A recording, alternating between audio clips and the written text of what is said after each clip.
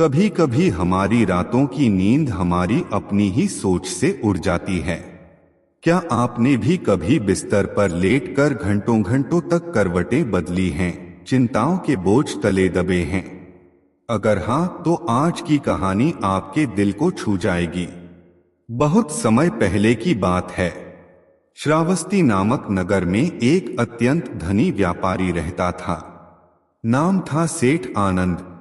सेठ आनंद के पास सब कुछ था, सोना चांदी, घोड़े, नौकर, अपार वैभव। पर एक चीज नहीं थी, शांति।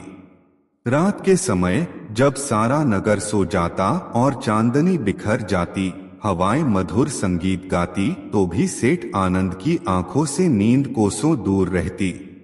वह करवटें बदलता, गहरी सांसें लेता, पर विचारों की आंधी थमती नहीं थी। तो कल का व्यापार क्या होगा? अगर घाटा हो गया तो माल डूब गया, तो मेरे बेटे इस व्यापार को संभाल भी पाएंगे या नहीं? हर सवाल एक चुभती हुई सुई जैसा था। एक रात जब सब सो रहे थे, सेठ आनंद हवेली के बरामदे में बैठा था, तारों भरे आकाश की ओर देखता हुआ। उसकी आंखों में थकावट थी, पर नींद नहीं। क्या आपने भी कभी ऐसी रात बिताई है जहां थकावट से शरीर टूटा हो लेकिन दिमाग शांत न हो? अगर हां, तो कमेंट में लिखें या अपनी कहानी भी साझा करें। उसी समय नगर में एक विशेष घटना घटी। भगवान बुद्ध अपने कुछ शिष्यों के साथ श्रावस्ती आए थे। उनका डेरा नगर के बाहर एक हरे भरे उपवन में था। चारों ओर शांति थी। पेड़ झूम रहे थे, पक्षी मधुर गीत गा रहे थे। नगर के लोग उत्साहित थे, क्योंकि जहां बुद्ध जाते वहां जीवन बदल जाते। सेठ आनंद ने भी सुना, वो साधु जिनकी आंखों में गहराई है, जिनके शब्दों में जादू है, वे श्रावस्ती आए हैं। पर उसके मन ने तर्क दिया, मुझे क्या लेना ऐसे साधुओं से? मैं तो धनवान हूं। लेकिन उस रात सेठ की बेचैनी ने उसे तोड़ दिया। अगर मेरे पास सब कुछ है, फिर मैं चैन से सो क्यों नहीं सकता? अगर धन से ही सुख मिलता, तो क्या दुनिया के सबसे अमीर लोग सबसे ज्यादा खुश होते? सोचिए और कमेंट करके बताइए। अगली भोर सेठ आनंद उठा। थकावट से उसकी आंखें लाल थीं, चेहरा मुरझाया हुआ था। अपने नौकरों को साथ लिया और उपवन की ओर चल पड़ा, जहां बुद्ध विराजमान थे। जैसे ही वह वहां पहुंचा, वातावरण में अजीब सी शांति थी। पक्षी भी जैसे मौन साधे थे, हवा भी हल्की, पेड़ स्थिर। बुद्ध कमलासन में बैठे थे, आंखें बंद थीं, चेहरा पूर्ण शांति से भरा था। सेठ आनंद अक रह गया। कैसे कोई व्यक्ति इतना शांत दिख सकता है? वह घुटनों के बल बैठ गया। भगवान सेठ ने कांपती आवाज में कहा, मेरे पास धन है, नाम है, सब कुछ है, फिर भी रात को चैन नहीं है। मेरा मन भटकता रहता है, मुझे नींद नहीं आती। क्या आप मुझे कोई उपाय बता सकते हैं? बुद्ध ने धीरे से आंखें खोली और सेठ आनंद की आंखों में झांका। उनकी दृष्टि ऐसी थी जैसे कोई गहरी झील हो, जिसमें सेठ अपनी सारी बेचैनी गिरा देना चाहता था। बुद्ध मुस्कुराए और बोले, सेठ, चिंता उस आग के समान है जो ना जलाकर भी जला देती है। जब तुम लेटते हो तो तुम्हारा शरीर बिस्तर पर होता है, पर तुम्हारा मन या तो भविष्य में दौड़ता है या अतीत में भटकता है। चिंता भविष्य का भ्रम है। भविष्य जो आया ही नहीं, उसके लिए क्यों जागते हो? आज से जब भी तुम लेटो, बस अपने सांसों पर ध्यान देना। सांस आती है, जाती है, बस उसे देखो। न बीता कल, न आने वाला कल, सिर्फ यह एक पल। सेठ आनंद ध्यान से सुन रहा था। शायद पहली बार किसी ने उसे ऐसा कुछ समझाया था। बुद्ध ने सेठ आनंद को एक अभ्यास दिया। हर रात जब सोने जाओ, अपनी सांसों की गति को महसूस करो। सोचो नहीं, बस देखो। हर बार जब तुम्हारा मन भागे, उसे प्यार से वापस लाओ। ध्यान रखो, मन को बांधो मत। उसे प्यार से बुलाओ, जैसे कोई माँ अपने खेलते हुए बच्चे को पुकारती है। सेठ ने सिर झुकाया। उसके चेहरे पर पहली बार हल्की सी मुस्कान आई। उस रात बहुत समय बाद सेठ आनंद ने वही किया। उसने लेटकर अपने सांसों पर ध्यान दिया। मन इधर उधर भागता रहा, लेकिन हर बार वह मुस्कुराता और उसे वापस सांसों पर ले आता। धीरे धीरे उसकी सांसें गहरी हो गई, उसका शरीर हल्का लगने लगा और बिना जाने कब उसकी आंखें मूंद गईं। सेठ आनंद को बहुत समय बाद पहली बार गहरी नींद आई। अगर आज रात आप भी सेठ आनंद की तरह यह अभ्यास करेंगे तो क्या आप भी अपनी नींद को वापस ला सकते हैं? अगर हां तो नीचे लिखें, आज से नई शुरुआत। अगले दिन सेठ आनंद ने धन्यवाद देने के लिए बुद्ध के चरणों में सिर झुकाया। बुद्ध ने केवल एक वाक्य कहा, मन जहां शांत होता है वही विश्राम की भूमि है। दोस्तों, अगर आपको यह कहानी पसंद आई हो तो प्लीज लाइक करें, कमेंट करें कि आप सबसे ज्यादा किस बात से जुड़ाव महसूस करते हैं और इस कहानी को अपने दोस्तों के साथ शेयर करें ताकि और भी लोग रात को चैन की नींद ले सकें। कहते हैं ना, परिवर्तन रातों रात नहीं होता। जो वर्षों से बोई गई आदतें होती हैं उन्हें बदलने में धैर्य, अभ्यास और विश्वास चाहिए होता है। आज हम देखेंगे सेठ आनंद की यात्रा का अगला अध्याय, जब वह पहली बार खुद से लड़ा और अपने भीतर के तूफान को शांत करना सीखा। लेकिन इससे पहले एक सवाल आप सबके लिए, क्या आपने कभी कोई नई आदत अपनाने की कोशिश की है? अगर हां तो बताइए कौन सी आदत और क्या वह आसान था? कमेंट में जरूर शेयर करें। सुबह की पहली किरण जब श्रावस्ती की हवेली पर पड़ी तो कुछ अलग सा था। सेठ आनंद के चेहरे पर पहली बार एक मधुर शांति की रेखा थी। पर मन तो शरारती बच्चा है, एक रात में कहां सुधरता है। दूसरी रात जब सेठ सोने गया और सांसों पर ध्यान लगाने की कोशिश की तो विचारों की आंधी लौट आई। कल का माल कहां भेजना है? अगर व्यापारी धोखा दे गया तो मुनाफा घट गया। सेठ बेचैन हो उठा, पसीने पसीने। नींद फिर गायब। कितनों के साथ ऐसा हुआ है जब आप नई आदत शुरू करते हैं और बीच में हार मानने का मन करता है। अगर आपके साथ भी हुआ है तो नीचे लिखिए, मैं समझता हूं पर हार नहीं मानूंगा। अगले दिन थकावट से टूटा सेठ फिर बुद्ध के पास पहुंचा। वह उनके चरणों में गिर पड़ा और बोला, भगवान, मैं कोशिश कर रहा हूं लेकिन मेरा मन वश में नहीं आता। विचार आते ही जाते नहीं। बुद्ध मुस्कुराए। उनकी मुस्कान में धैर्य था, जैसे कोई माँ अपने रोते हुए बच्चे को देखकर मुस्कुराती है। बुद्ध ने धीरे से कहा, सेठ, क्या तुमने कभी नदी में तैरती लकड़ी को देखा है? सेठ ने सिर हिलाया। हाँ, बुद्ध बोले, लकड़ी को जलधारा बहा ले जाती है। वह विरोध नहीं करती, वह नदी के साथ बहती है।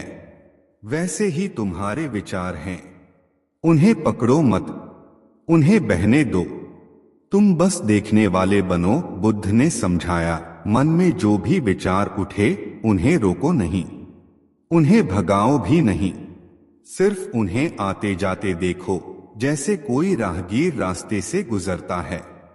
तुम केवल साक्षी बनो। अगर हम विचारों से लड़ना छोड़ दें, सिर्फ उन्हें देखें, तो क्या मन शांत हो सकता है? सोचिए और कमेंट करके बताइए। सेठ आनंद ने इस नए अभ्यास को अपनाने की ठानी। रात को फिर लेटा। इस बार संकल्प के साथ विचार आए, कल का व्यापार, बेटों की चिंता, लाभ हानि। लेकिन सेठ उन्हें पकड़ने की कोशिश नहीं कर रहा था। वह बस उन्हें देख रहा था, जैसे आकाश में तैरते बादल।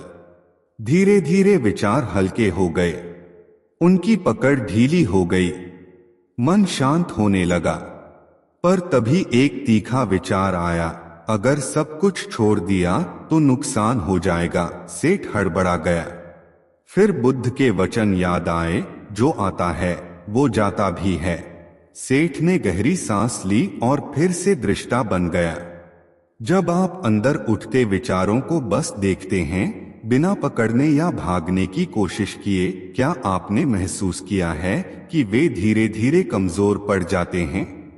अगर हां तो कमेंट करें। मैं अब साक्षी भाव में रहूंगा। कुछ दिन बीते। सेठ ने हर रात बिना हार माने अभ्यास जारी रखा। कभी कभी सफल, कभी असफल, लेकिन अभ्यास चलता रहा। फिर एक रात जब वह सांसों पर ध्यान दे रहा था और विचारों को दूर से देख रहा था, अचानक उसे लगा कि वह कोई विचार नहीं है। वह शुद्ध चेतना है, एक शांत स्थिर आकाश जिसमें विचार केवल आते जाते बादल हैं। उसका मन इतने वर्षों बाद पहली बार पूरी तरह खाली हो गया। उस रात सेठ आनंद को गहरी निर्मल नींद आई, जैसे छोटे बच्चे को आती है। सुबह सेठ फिर बुद्ध के पास पहुंचा। उसने कहा, भगवान, अब मैं थोड़ा थोड़ा शांति अनुभव कर पा रहा हूं, लेकिन कभी कभी डर लौट आता है, कभी चिंता के बादल घिर आते हैं। ऐसा क्यों? बुद्ध ने तब एक गहरा उपदेश दिया, सेठ, चिंता की जड़ असुरक्षा है। असुरक्षा का बीज लोभ से पैदा होता है, और लोभ आता है जब हम सोचते हैं कि हमारे पास जो है वह पर्याप्त नहीं है। जिस दिन तुम जान लोगे कि जीवन में तुम्हें जो मिला है वह पर्याप्त है, उस दिन चिंता का बीज अपने आप सूख जाएगा। क्या हमें सच में हमेशा और ज्यादा चाहिए, या जो हमारे पास है उसमें भी सुख है? सोचिए और कमेंट में लिखिए, मुझे जो मिला है उसके लिए आभारी हूं। बुद्ध ने सेठ आनंद को एक तीसरा अभ्यास दिया। हर रात सोने से पहले अपनी आंखें बंद करो और दिन भर की उन चीजों को याद करो जिनके लिए तुम आभारी हो। भले ही छोटी छोटी बातें, जैसे गर्म भोजन, एक मीठी मुस्कान या अच्छी हवा, क्योंकि जहां आभार है वहां चिंता नहीं टिकती। सेठ ने नए अभ्यास को भी अपनाया। रात को वह अपने बिस्तर पर लेटता, गहरी सांस लेता, विचारों को देखता और फिर उन चीजों के लिए आभार व्यक्त करता जिन्होंने उसे खुशी दी। धीरे धीरे उसका मन हल्का होने लगा। वह हर रात थोड़ा और गहरा सोने लगा। उसका चेहरा बदलने लगा था। अब वहां चिंता की झुर्रियों की जगह शांति की रेखाएं थीं। क्या आप भी आज से रात को सोने से पहले कम से कम 3 चीजों के लिए आभार व्यक्त करेंगे? अगर हां तो नीचे लिखिए, मैं आज से आभार की आदत शुरू कर रहा हूं। दोस्तों, अगर आपको यह एपिसोड पसंद आया हो तो प्लीज इस वीडियो को लाइक करें। कमेंट करें कि सबसे ज्यादा किस बात ने आपके दिल को छुआ। इस कहानी को अपने दोस्तों के साथ जरूर शेयर करें ताकि वे भी चिंता से आजादी पा सकें। जब कोई व्यक्ति अपने भीतर का द्वार खोलता है तो परिवर्तन धीरे धीरे नहीं बल्कि बौछार की तरह आता है। पर यह बौछार आती है धैर्य से, साधना से और सबसे बढ़कर विश्वास से। आज हम देखेंगे कि कैसे सेठ आनंद ने अपने भीतर का सबसे बड़ा परिवर्तन अनुभव किया और बुद्ध से जाना एक अद्भुत रहस्य, जीवन के मूल कारण का रहस्य। लेकिन पहले एक सवाल आप सबके लिए, अगर आपको कोई एक आदत बदलने का जादुई मौका मिले तो आप किस आदत को बदलना चाहेंगे? नीचे कमेंट में लिखिए खुलकर। धीरे धीरे सेठ आनंद का जीवन बदल रहा था। जहां कभी चिंता, लोभ और डर ने उसका घर भर रखा था, अब वहां सुकून की रोशनी फैलने लगी थी। कभी जो सेठ हर सुबह हड़बड़ी में जागता था, अब वह भोर की पहली किरण के साथ उठकर 2 क्षण मौन में बैठता। जहां पहले खाने की थाली में भी स्वाद ढूंढता था, अब वह हर कौर में ईश्वर का आभार महसूस करता। अगर हम हर छोटी चीज के लिए आभार व्यक्त करें तो क्या हमारा जीवन खुद ब खुद बदलने लगेगा? सोचिए और अपना जवाब नीचे लिखिए। लेकिन जब कोई बदलता है तो सबसे पहले उसकी परीक्षा समाज करता है। सेठ के मित्र, पड़ोसी और रिश्तेदार सब चकित थे। यह वही आनंद है जो सौदे करते वक्त 100 पैसों के पीछे लड़ता था, अब तो जैसे सन्यासी बन गया। कुछ हंसे, कुछ ताने मारे, कुछ ने कहा यह तो अब व्यापार भी छोड़ देगा। जब आप खुद में बदलाव लाते हैं और लोग आपका मजाक उड़ाते हैं, तब आप क्या करते हैं? कमेंट में लिखिए। मैं अपने रास्ते पर चलता रहूंगा। सेठ थोड़ा परेशान हुआ। वह फिर बुद्ध के पास गया। उसने सिर झुकाकर कहा, भगवान, मैं तो बदलने की कोशिश कर रहा हूं, लेकिन लोग हंसते हैं, ताने मारते हैं। बुद्ध मुस्कुराए। उन्होंने जमीन से एक फूल उठाया और सेठ से पूछा, यह फूल अगर इस धरती पर उगा है तो क्या उसे चिंता करनी चाहिए कि कौन उसे देखता है और कौन नहीं? सेठ चुप रहा। बुद्ध बोले, फूल बस खिलता है अपने अस्तित्व की खुशी में। दूसरे उसे देखें या अनदेखा करें, फूल को फर्क नहीं पड़ता। तुम भी वैसे ही बनो। अपने भीतर की सुगंध को जियो। दूसरों की नजरों की गुलामी छोड़ दो। बुद्ध ने आगे समझाया, दुनिया में लाखों विचार, लाखों राय हैं। अगर तुम हर किसी को खुश करने की कोशिश करोगे तो अपना असली स्वरूप खो दोगे। स्वीकृति का अर्थ है अपने आप को, अपने मार्ग को पूरे दिल से स्वीकार करना। क्या हम खुद को बिना शर्त स्वीकार कर पाते हैं या दूसरों की अपेक्षाओं में उलझ जाते हैं? अगर आप भी अपने असली स्वरूप को अपनाना चाहते हैं तो नीचे लिखिए, मैं जैसा हूं वैसा ही सुंदर हूं। धीरे धीरे सेठ आनंद का चेहरा बदलने लगा। अब उसमें एक गहरी चमक थी। उसकी आंखों में विश्वास था, उसके शब्दों में मधुरता थी। जहां पहले वह हर सौदे में लाभ देखता था, अब वह सेवा देखता था। जहां पहले वह हर काम में खुद का फायदा खोजता था, अब वह सच्चाई खोजता था। अगर हर काम को सेवा की भावना से किया जाए तो हमारा जीवन कैसा हो सकता है? सोचिए और कमेंट करें। एक दिन बुद्ध ने सेठ को बुलाया और कहा, तुम अब यात्रा के अगले पड़ाव के लिए तैयार हो, लेकिन ध्यान के 5 शत्रु तुम्हारी राह रोकेंगे। सावधान रहना। सेठ ने सिर झुकाकर पूछा, भगवान, वे 5 शत्रु कौन हैं? बुद्ध बोले, कामना, बार बार कुछ पाने की चाह, क्रोध, जब चीजें हमारी इच्छा के अनुसार नहीं होती, आलस्य, जब मन सुस्ती और निराशा में डूब जाता है, चंचलता, जब मन इधर उधर भागता है, संदेह, जब विश्वास डगमगाने लगता है। इन 5 को देखना।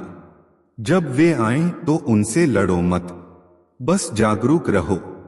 वे आएंगे पर तुम्हें हिला नहीं पाएंगे। अब सेठ का अगला अभ्यास शुरू हुआ। जब भी कोई इच्छा उठती, जैसे मुझे और पैसा चाहिए, वह उसे पकड़ता नहीं था, बस देखता था। जब भी क्रोध आता, जैसे यह नौकर काम सही नहीं कर रहा, वह गहरी सांस लेता और मुस्कुराता। जब भी आलस्य आता, जैसे आज ध्यान छोड़ दूं, वह अपने आप को याद दिलाता, यह भी एक शत्रु है।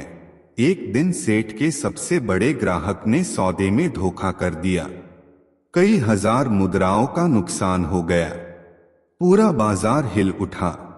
सेठ के कर्मचारी बोले, सेठ जी, अब तो उस धोखेबाज से बदला लीजिए।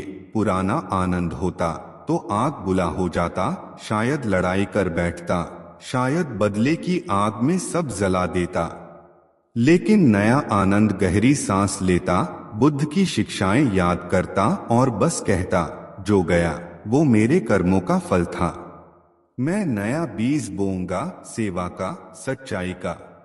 अगर आपके साथ कोई अन्याय करे तो आप बदला लेंगे या माफ करेंगे? सोचकर नीचे लिखिए। पूरा बाजार चकित था। लोगों ने देखा कि आनंद ने बदले का रास्ता नहीं चुना, बल्कि माफ करने का, धैर्य का और करुणा का रास्ता चुना। धीरे धीरे सेठ आनंद की ख्याति चारों ओर फैलने लगी। अब वह केवल धन से नहीं बल्कि अपने चरित्र से भी अमीर हो चुका था। अगर आपको दो रास्ते चुनने हो, एक बदले का और दूसरा करुणा का, तो आप कौन सा चुनेंगे? कमेंट करके बताइए। मैं करुणा का रास्ता चुनूंगा। दोस्तों, अगर आपको यह एपिसोड पसंद आया हो तो इस वीडियो को प्यार से लाइक कीजिए। अपनी भावनाएं नीचे कमेंट बॉक्स में लिखिए और इस कहानी को अपने दोस्तों और परिवारजनों के साथ शेयर कीजिए। हो सकता है आपकी एक शेयर किसी के जीवन में भी एक छोटा सा उजाला कर दे। अगले एपिसोड में हम देखेंगे एपिसोड 4। बुद्ध सेठ आनंद को जीवन का सबसे गहरा रहस्य बताते हैं। तो चैनल को सब्सक्राइब करना मत भूलिए ताकि यह यात्रा आपके साथ हमेशा बनी रहे। जीवन एक रहस्य है और उस रहस्य को केवल वे ही जान सकते हैं जो भीतर जाने का साहस रखते हैं। आज की कहानी में सेठ आनंद पहुंचे उस मोड़ पर जहां बुद्ध ने उन्हें जीवन का सबसे गहरा और सबसे सरल रहस्य बताया। एक ऐसा रहस्य जो अगर सही से समझ लिया जाए तो दुख, भय और मोह सदा के लिए समाप्त हो जाते हैं। लेकिन सबसे पहले आपके लिए एक सवाल, अगर आज आपको कोई एक सच्चा रहस्य जानने को मिले तो आप किस विषय का रहस्य जानना चाहेंगे? नीचे कमेंट में लिखिए। आप क्या जानना चाहते हैं? सेठ आनंद अब एक नया जीवन जी रहे थे। उनकी आंखों में चमक थी, लेकिन उस चमक के पीछे एक गहरा प्रश्न भी था। रात के सन्नाटे में, भोर की ठंडी हवाओं में और दोपहर की गर्मी में बार बार एक ही सवाल उठता, आखिर जीवन क्या है? क्यों हम दुख में पड़ते हैं? क्या वास्तव में मुक्ति संभव है? क्या आपके भीतर भी कभी ऐसा गहरा सवाल उठा है जिसने आपकी नींदें उड़ा दी हो?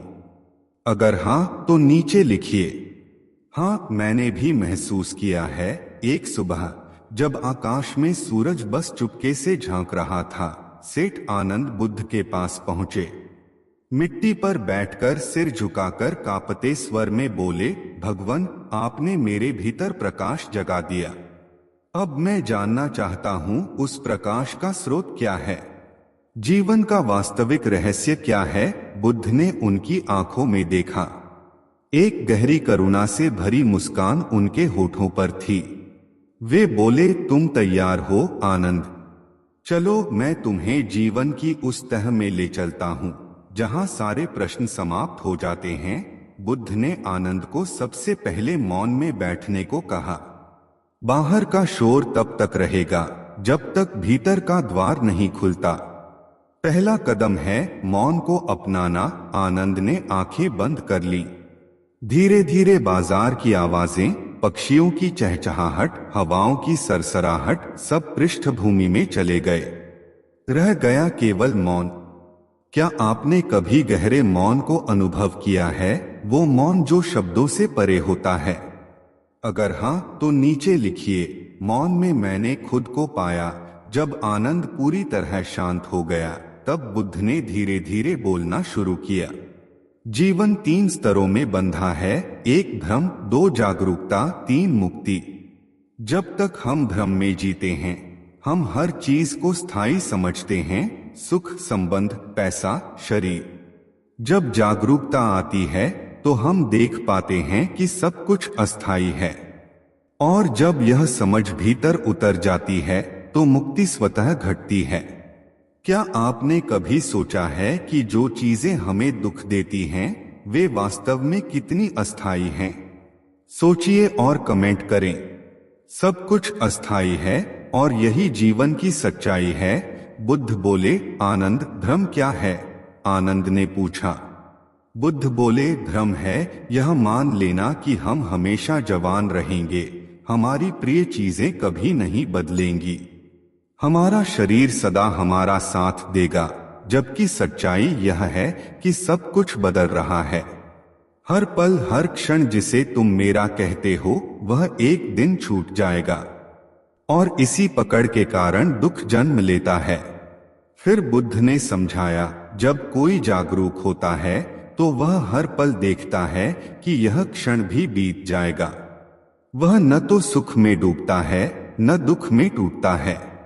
वह जीवन को एक सुंदर नदी की तरह देखता है जो बह रही है निरंतर। अगर हम जान लें कि हर अनुभव अस्थायी है तो क्या हम गहरे स्तर पर अधिक मुक्त हो सकते हैं? नीचे लिखिए, मैं हर क्षण को एक बहते हुए फूल की तरह देखूंगा। बुद्ध ने अब वह अंतिम बिंदु बताया जिसका आनंद इंतजार कर रहे थे। आनंद, बुद्ध बोले, मुक्ति कोई दूर की मंजिल नहीं है, यह अभी और यही संभव है। अगर तुम इस क्षण को पूरी तरह स्वीकार लो, जब न कोई पकड़ है, न कोई अपेक्षा, न कोई तुलना, न कोई डर, तो वही मुक्ति है। तुम जो हो, जैसे हो, जहां हो, वहीं पर संपूर्णता है। बुद्ध के शब्दों ने आनंद के भीतर कुछ तोड़ दिया और कुछ नया जन्मा। वह रो पड़ा, लेकिन यह रोना दुख का नहीं था, यह था मुक्ति का रोना। उसने पहली बार अनुभव किया कि वह खुद से अलग कुछ नहीं है, कि जीवन स्वयं में पूर्ण है, कि खोजने जैसा कुछ भी नहीं है, सब कुछ पहले से ही उपलब्ध है। बुद्ध ने मुस्कुराते हुए कहा, अब तुम जान गए आनंद, अब तुम चल सकते हो बिना डगमगाए, बिना थके। अब तुम जी सकते हो प्रेम में, करुणा में और सहजता में।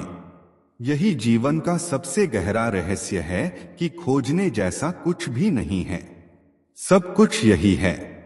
अगर आज आपको समझ आ जाए कि जीवन में कुछ भी स्थायी नहीं है, तो आप आज से कैसे जीना चाहेंगे?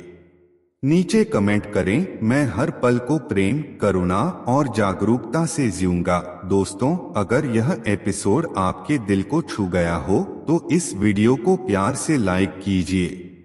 अपने विचार नीचे कमेंट बॉक्स में लिखिए और इस ज्ञान की ज्योति को अपने दोस्तों के साथ शेयर कीजिए, क्योंकि हो सकता है आपकी एक शेयर किसी की रात के अंधेरे में एक नया सूरज ले आए। हर यात्रा किसी न किसी मोड़ पर शिक्षक बन जाती है। जो खुद सीखता है वह एक दिन दूसरों को भी रोशनी दिखाता है। आज की कहानी में हम देखेंगे कि कैसे सेठ आनंद, जो एक समय स्वार्थ, मोह और दुख से जूझते थे, अब दुनिया के लिए प्रकाश बन गए। लेकिन पहले एक सवाल, अगर आपको एक अवसर मिले दुनिया को एक संदेश देने का, तो आप क्या संदेश देना चाहेंगे? सोचिए और नीचे कमेंट में लिखिए। मैं हर जवाब पढ़ रहा हूं। अब आनंद वही पुराने आनंद नहीं रहे थे। उनकी आंखों में स्वार्थ का धुंधलापन नहीं था, बल्कि एक गहरी करुणा की रोशनी थी। जहां पहले लालच था, अब सेवा थी। जहां पहले भय था, अब प्रेम था। जहां पहले मैं और मेरा था, अब केवल हम सब था। उन्होंने बुद्ध के चरणों में प्रणाम किया और कहा, भगवान, आपने मुझे नया जन्म दिया है। अब मैं चाहता हूं कि यह प्रकाश औरों तक भी पहुंचे। बुद्ध ने मुस्कुराते हुए आशीर्वाद दिया, जा आनंद, अब तुम खुद दीपक बनो और जहां अंधेरा दिखे बस जलते रहो। आनंद अपने नगर लौटे। वही सड़कें, वही लोग, वही बाजार। लेकिन आनंद अब अलग थे। उनके चलने में एक शांति थी, उनकी मुस्कान में एक गहराई थी, उनकी आंखों में पूरा आकाश समाया था। अगर आप बदल जाएं, तो क्या आपको लगता है कि पूरी दुनिया भी अलग दिखने लगेगी? नीचे लिखिए, बदलाव भीतर से शुरू होता है। नगर के चौराहे पर एक युवक दुखी बैठा था। उसके चेहरे पर थकावट थी, उसकी आंखों में निराशा थी। आनंद उसके पास पहुंचे और धीरे से पूछा, क्या हुआ पुत्र? युवक ने आंसू भरी आंखों से कहा, सेठ जी, मैं सब कुछ हार चुका हूं। व्यापार भी डूब गया, मित्र भी छोड़ गए, अब तो जीवन भी बेकार लगता है। आनंद मुस्कुराए। वे वही मिट्टी पर बैठ गए और उसके साथ बोले, जीवन में जो सबसे मूल्यवान है वह कभी डूबता नहीं, वह तुम्हारे भीतर है, उसे ढूंढो। युवक सन्न रह गया। उसने पहली बार महसूस किया कि शायद आशा अब भी बाकी है। क्या कभी किसी एक शब्द या एक व्यक्ति ने आपकी जिंदगी में नई रोशनी लाई है? अगर हां तो कमेंट करें। कभी कभी एक शब्द सब कुछ बदल देता है। धीरे धीरे नगर में चर्चा फैलने लगी, सेठ आनंद बदल गए हैं। अब उनके पास बैठो तो ऐसा लगता है जैसे दुख पिघल जाता है। वह प्रेम, करुणा और जागरूकता का स्रोत बन गए। लोग समूह में आने लगे, बच्चे, बूढ़े, व्यापारी, गृहिणी। आनंद ने नगर के बगीचे में एक साधारण स्थान बनाया। ना कोई मंच, ना कोई आडंबर, सिर्फ खुला आकाश, हरियाली और मौन। वे कहते, मैं कुछ सिखाने नहीं आया, मैं बस वो साझा कर रहा हूं जो मैंने जाना है। फिर वे जीवन की छोटी छोटी बातों में गहरे सच खोलते चले जाते। आनंद ने एक दिन सत्संग में कहा, अगर तुम प्रेम से देखो तो हर चेहरा तुम्हें सुंदर लगेगा। अगर तुम करुणा से सुनो तो हर आवाज में संगीत सुनाई देगा। अगर तुम जागरूकता से चलो तो हर रास्ता तुम्हें घर तक ले जाएगा। उनकी बातें जादू की तरह असर कर रही थीं। लोग धीरे धीरे बदलने लगे थे। नगर में झगड़े कम हो गए। व्यापारी ईमानदारी से काम करने लगे। घर घर में प्रेम और शांति फैलने लगी। क्या आप मानते हैं कि एक व्यक्ति भी पूरे समाज में परिवर्तन ला सकता है? तो लिखिए, एक दीपक लाखों दीपक जला सकता है, लेकिन जहां रोशनी होती है वहां अंधकार भी चुनौती देता है। नगर के कुछ पुराने व्यापारी जो स्वार्थी थे, आनंद से जलने लगे। उन्होंने कहा, यह सेठ तो लोगों को भटका रहा है। अगर सभी संत बन जाएंगे तो हमारा व्यापार कैसे चलेगा? उन्होंने आनंद पर झूठे आरोप लगाए, उन्हें अपमानित किया, यहां तक कि उन्हें नगर से बाहर निकालने का षड्यंत्र रचा। लेकिन आनंद मुस्कुराते रहे। उन्होंने ना कोई शिकायत की, ना प्रतिरोध किया। उन्होंने केवल करुणा से देखा और उनकी पीड़ा को समझा। अगर आपको कोई अपमान करे या गलत समझे तो आप कैसे प्रतिक्रिया देंगे? सोचिए और कमेंट करें, मैं करुणा से उत्तर दूंगा। एक दिन उन व्यापारियों में से एक, जो आनंद का सबसे बड़ा विरोधी था, बीमारी से ग्रस्त हो गया। सबने उसे छोड़ दिया, लेकिन आनंद उसके घर पहुंचे। उन्होंने स्वयं उसकी सेवा की, दवा दी, साफ सफाई की, प्रेम से सिर पर हाथ रखा। उस व्यापारी की आंखों से आंसू बह निकले। वह फफक पड़ा और बोला, सेठ जी, क्षमा कर दो, मैंने आपको अपमानित किया, लेकिन आपने प्रेम लौटाया। आनंद बोले, क्षमा करने को कुछ भी नहीं था। तुम्हारा गुस्सा तुम्हारी पीड़ा थी और प्रेम मेरा स्वभाव। यही था सबसे बड़ा चमत्कार। आनंद ने नगर के बच्चों को बुलाया, उन्हें कहानी सुनाकर जीवन का ज्ञान सिखाया। वे कहते, जैसे बीज में वृक्ष छुपा है, वैसे ही तुम सब में अपार संभावनाएं छुपी हैं। डरो मत, अच्छे कर्म करो, प्रेम बांटो और हर दिन को एक उपहार की तरह जियो। बच्चों की आंखों में सपने चमकने लगे। अगर हम बचपन से ही प्रेम, करुणा और जागरूकता सिखाएं तो कैसी दुनिया बनेगी? सोचिए और नीचे लिखिए, एक सुंदर, शांत और प्रेमपूर्ण दुनिया। कुछ समय बाद आनंद ने फिर बुद्ध से मिलने का निश्चय किया। वे बुद्ध के चरणों में झुके और बोले, भगवान, आपके दिए दीपक से मैंने नगर को रोशन करने की कोशिश की, लेकिन मैं जानता हूं यह यात्रा तो अनंत है। बुद्ध ने उनकी आंखों में झांका और कहा, आनंद, तुमने जो किया वह सबसे बड़ा धर्म है। यही प्रेम है, यही ध्यान है, यही सेवा है। अब तुम स्वयं पूर्ण हो, अब तुम स्वयं एक बुद्ध हो। प्रिय मित्रों, हम सबके भीतर भी वही दीपक छुपा है जो सेठ आनंद ने जलाया। बस हिम्मत चाहिए, विश्वास चाहिए और प्रेम चाहिए।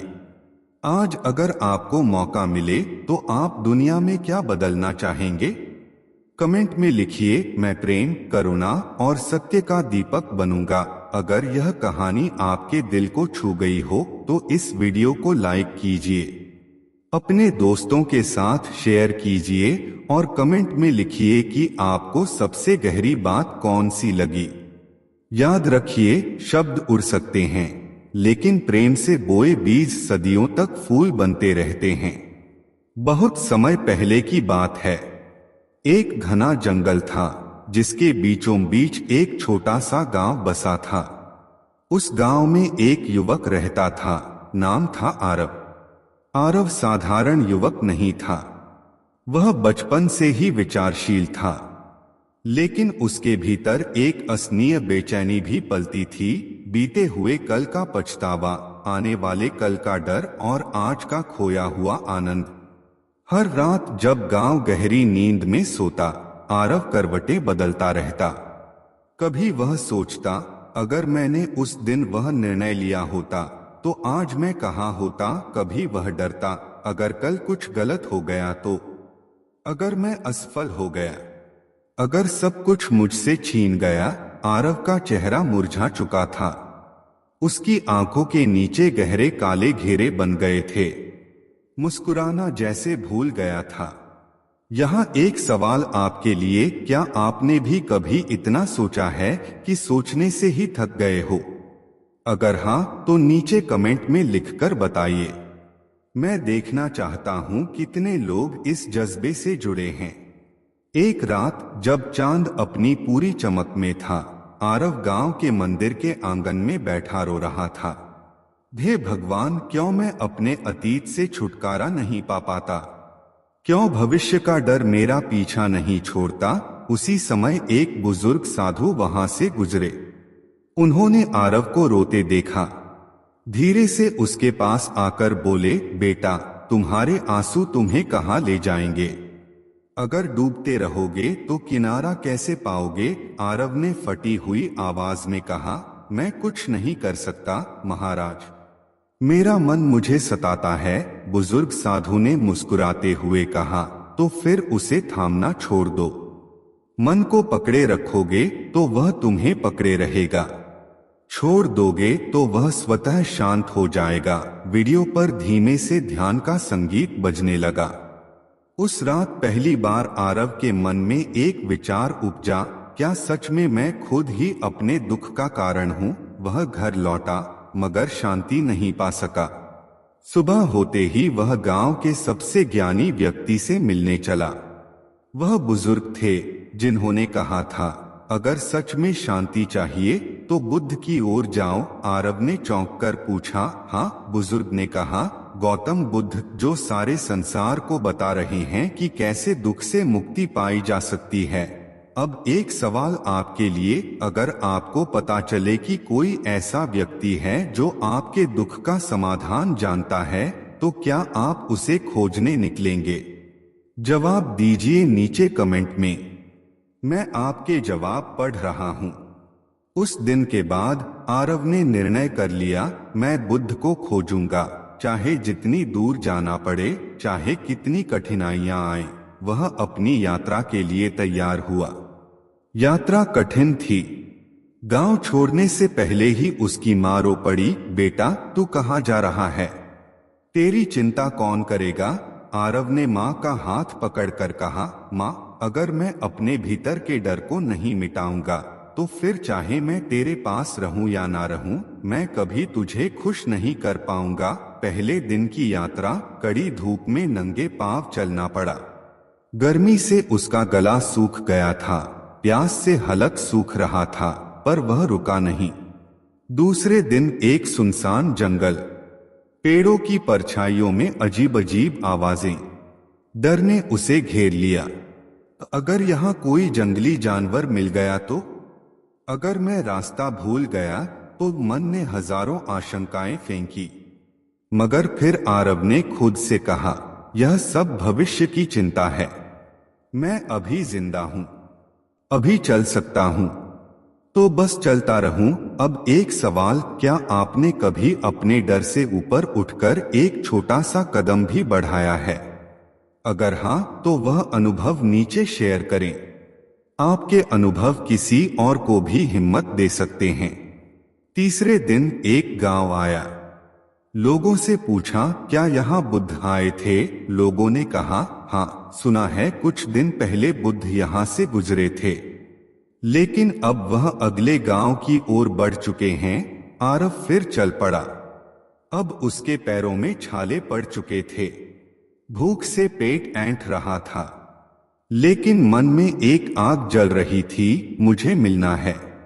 हर हाल में रात को एक नदी के किनारे बैठा, वह खुद से बातें कर रहा था, मैं थक गया हूं, क्या मुझे रुक जाना चाहिए? लेकिन तभी भीतर से एक आवाज आई, क्या तुम रुकने के लिए चले थे या पाने के लिए? आरव ने अपनी थकी हड्डियों पर हाथ फेरा और बुदबुदाया, नहीं, मैं पाने के लिए चला हूं। तो फिर जब तक नहीं मिलता, रुकना नहीं।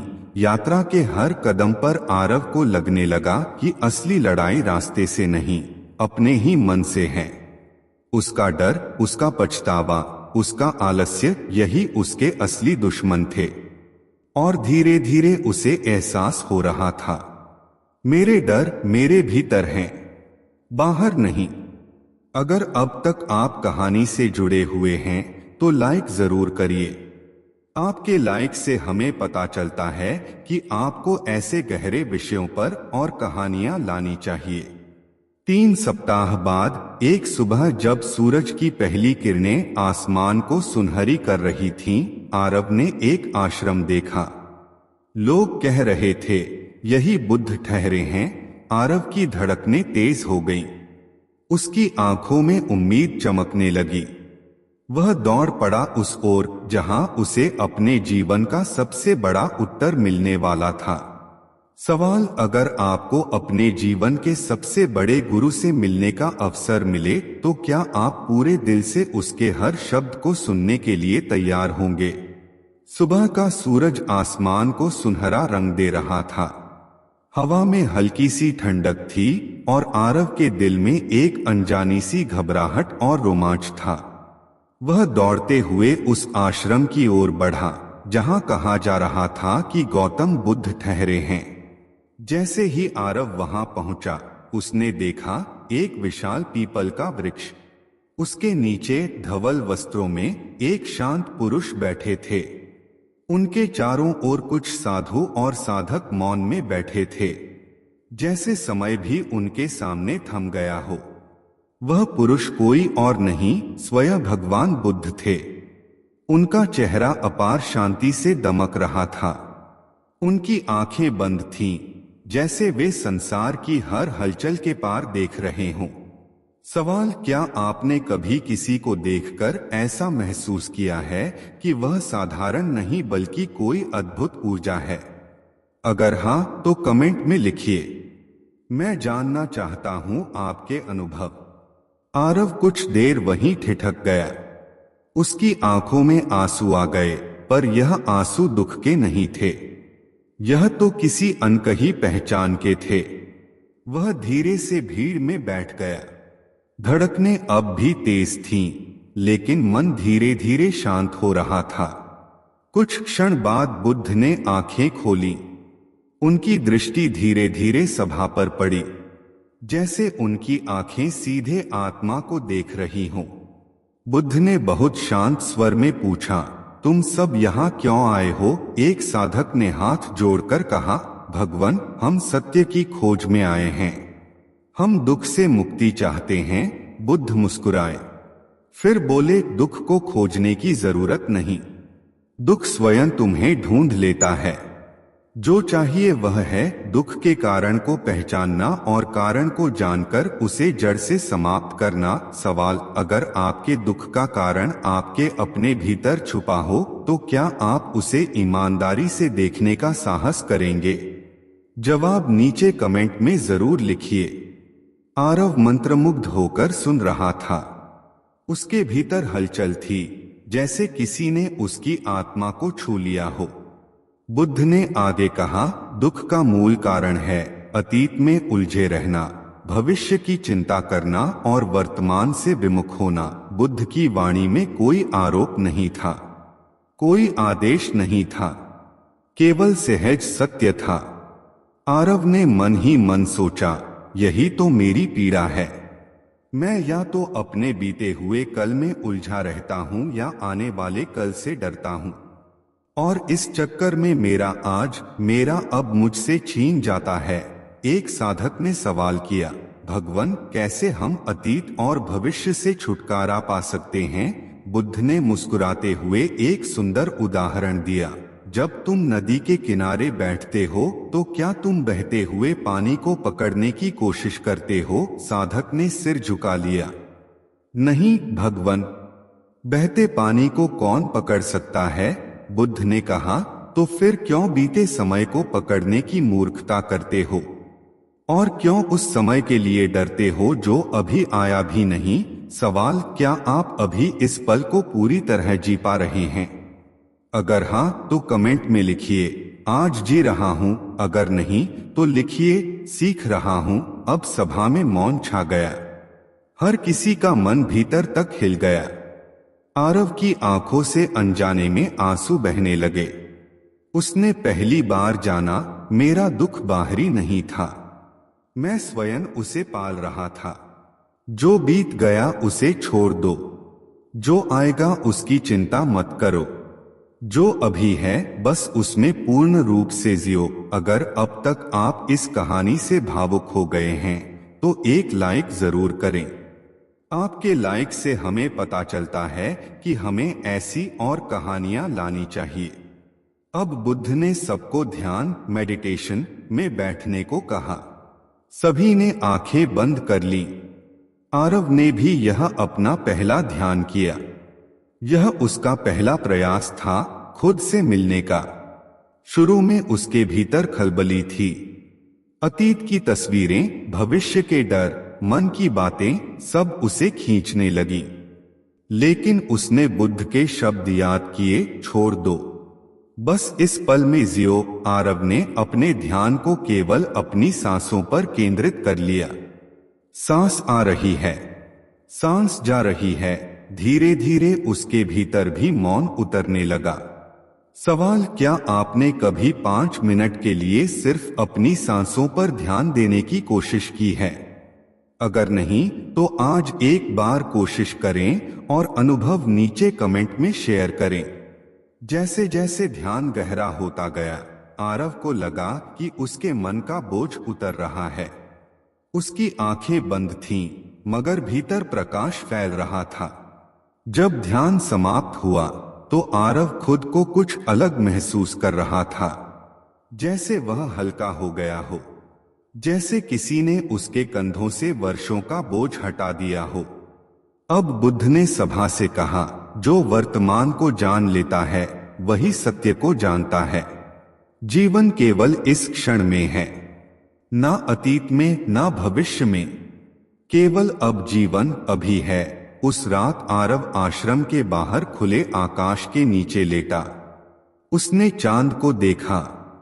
अब वह चांद भी अलग दिख रहा था, जैसे चांद हमेशा वही था, पर आज पहली बार मैंने सच में उसे देखा। वह मुस्कुराया, वर्षों बाद दिल से मुस्कुराया। अगर आपको यह एहसास अच्छा लगा हो तो कमेंट में एक स्माइली भेजिए और इस वीडियो को अपने दोस्तों के साथ शेयर करें।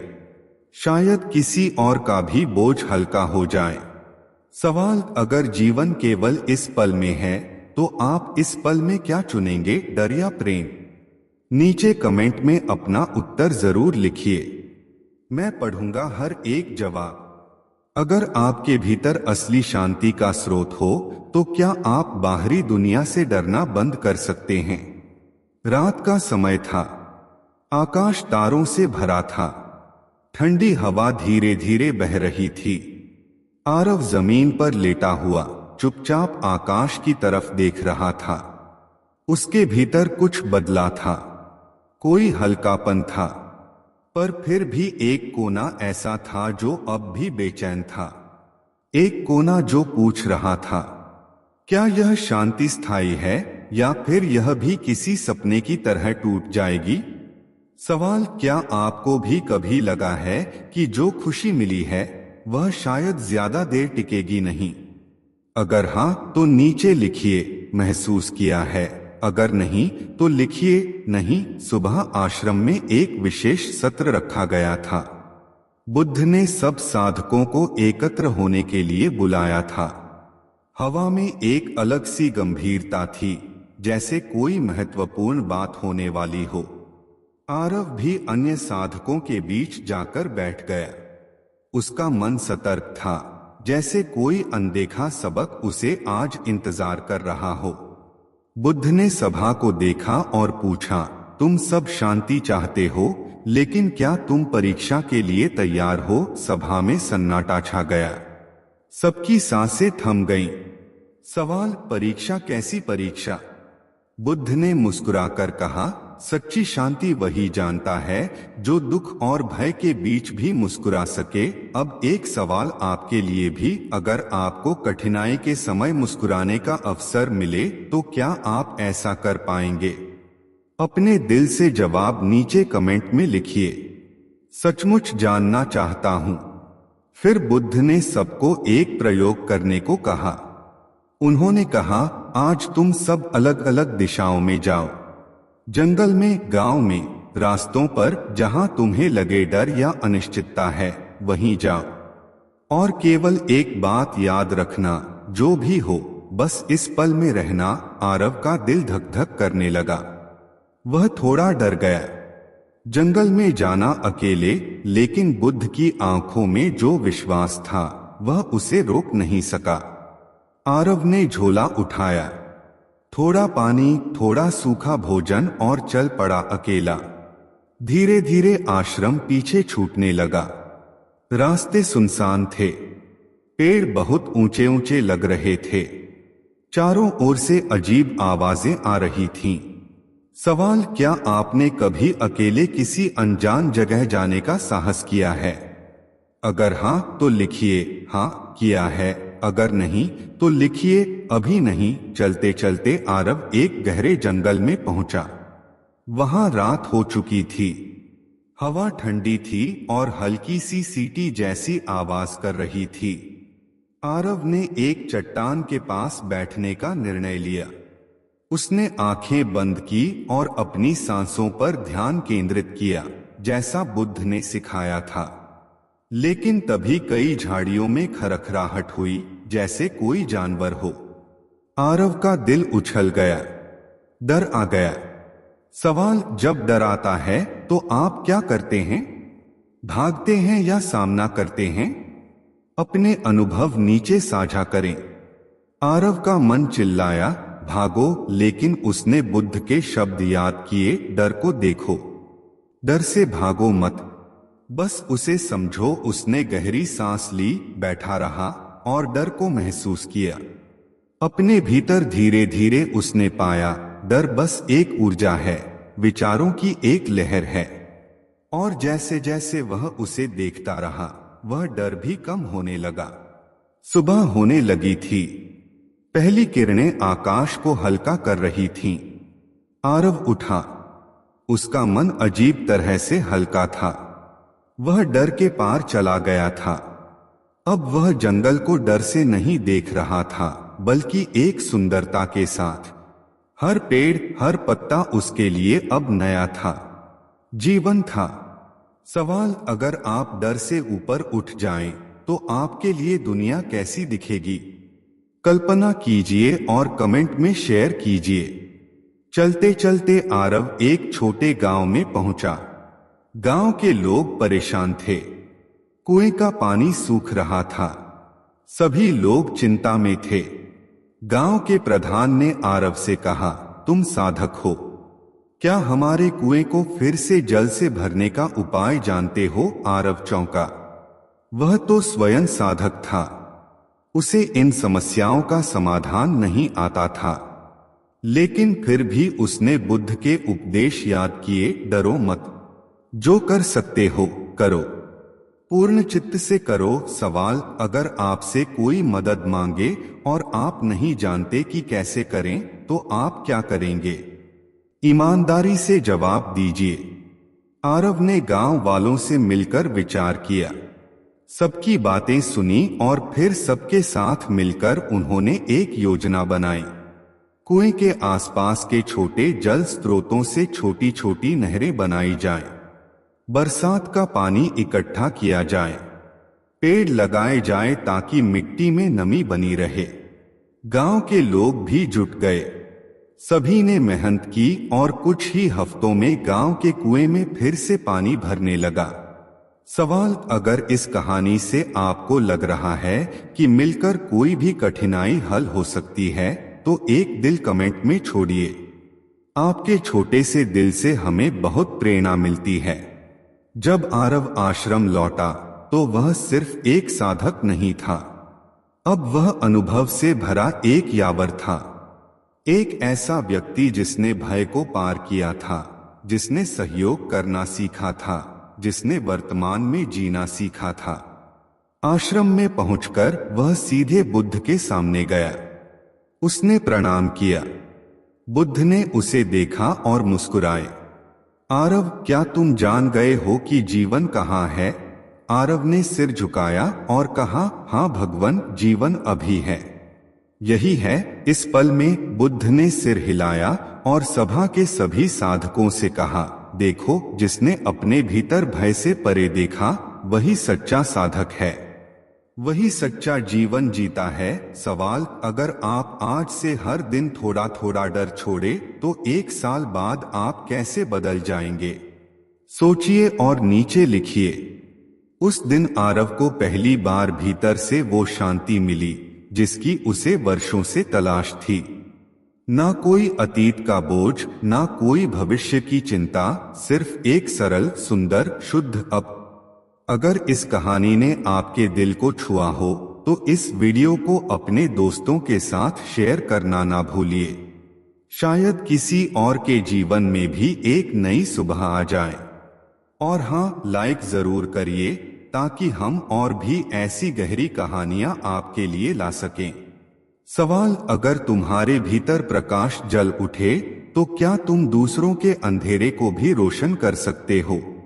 सुबह की पहली किरण आश्रम की मिट्टी पर चमक रही थी।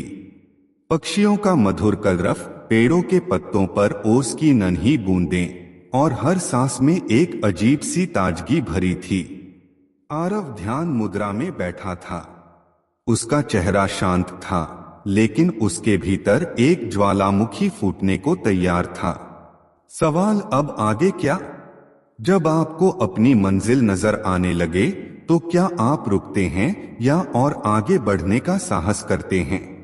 दिल से जवाब दीजिए नीचे कमेंट में।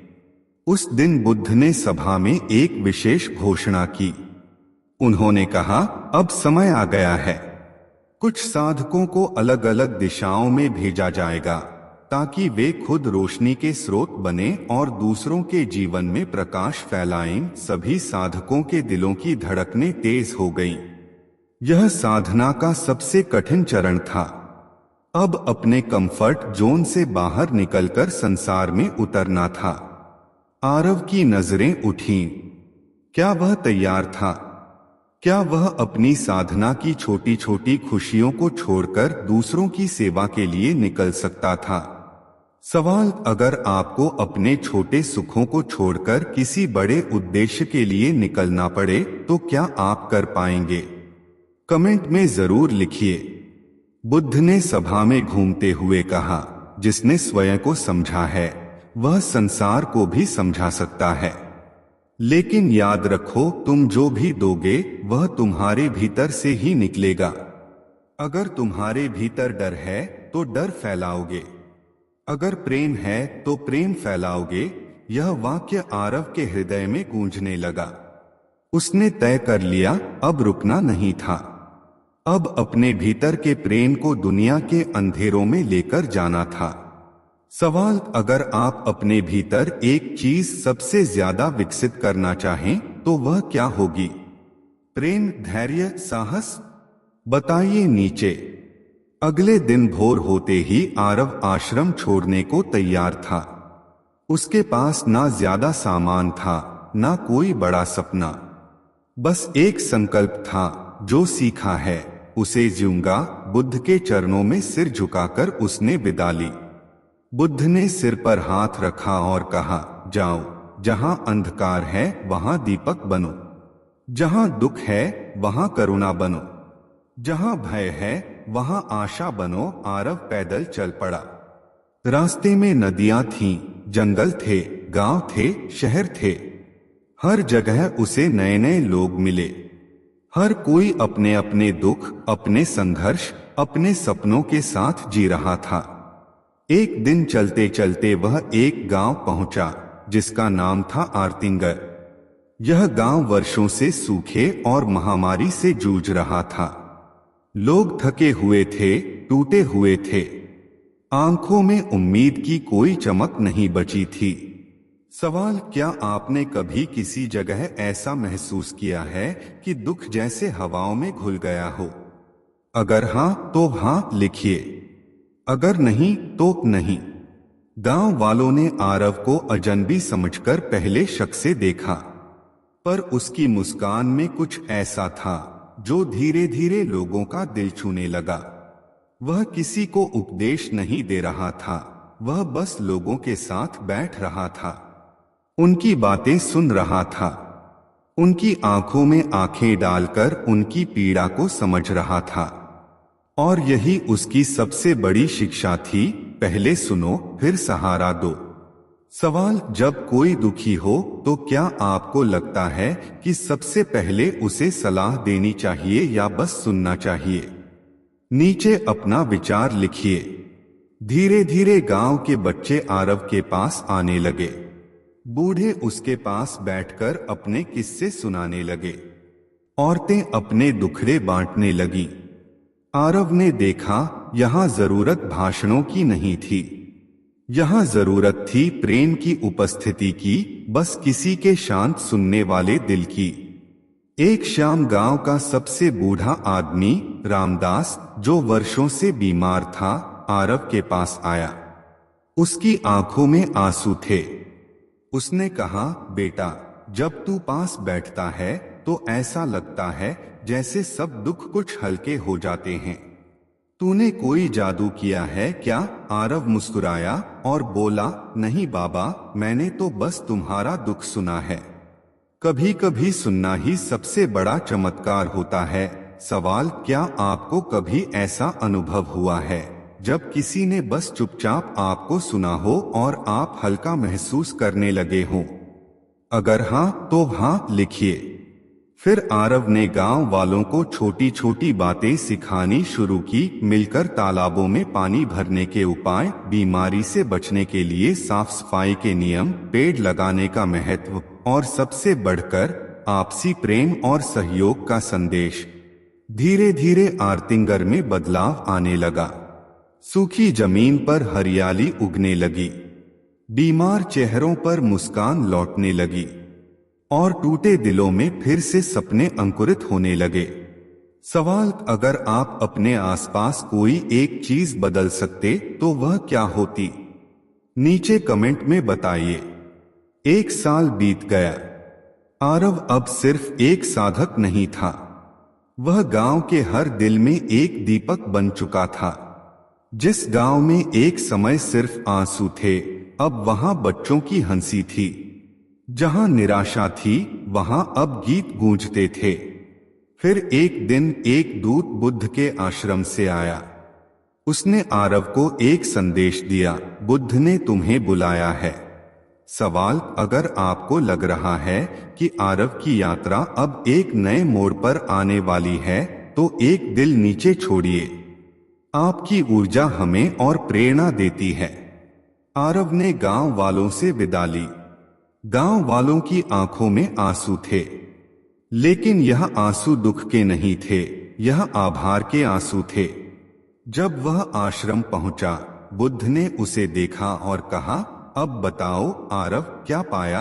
आरव ने मुस्कुराते हुए उत्तर दिया, भगवान, शांति केवल भीतर बैठने से नहीं आती, शांति तब आती है जब हम दूसरों के दर्द को भी अपने हृदय से छू लेते हैं और जब हम सेवा में अपने अस्तित्व को खो देते हैं, वही हम स्वयं को पा लेते हैं। बुद्ध ने मुस्कुराकर कहा, अब तुम सच में एक दीपक बन गए हो। अब जाओ और जहां भी अंधेरा हो वहां रोशनी करो। जिसने खुद को पाया है वही दुनिया को भी पा सकता है। अंतिम सवाल आज का, क्या आप भी अपने जीवन में ऐसा दीपक बनना चाहते हैं जो दूसरों के अंधेरे में रोशनी फैलाए? अगर हां तो नीचे लिखिए, मैं दीपक बनूंगा। अगर इस कहानी ने आपके दिल में कोई रोशनी जलाई हो तो इस वीडियो को लाइक करें, कमेंट में अपनी फीलिंग्स शेयर करें और इस संदेश को उन लोगों तक पहुंचाएं जिन्हें इसकी सबसे ज्यादा जरूरत है। शेयर करें और चलिए मिलकर रोशनी फैलाते हैं।